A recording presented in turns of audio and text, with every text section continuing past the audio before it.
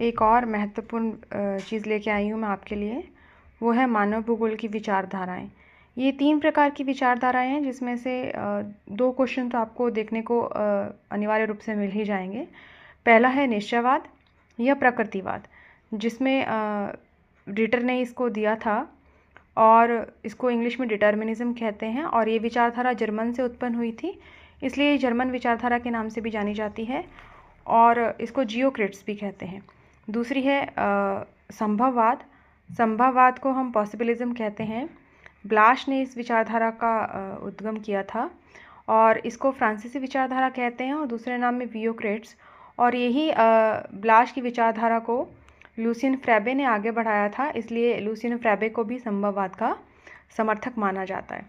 तीसरी और जो आधुनिक विचारधारा है वो है नवनिश्चयवाद या वैज्ञानिक निश्चयवाद, या फिर हम यूँ भी कह सकते हैं निश्चयवाद और संभववाद के बीच की विचारधारा, जिसको हम नियो डिटर्मिनिज्म या स्टॉप एंड गो थ्योरी कहते हैं।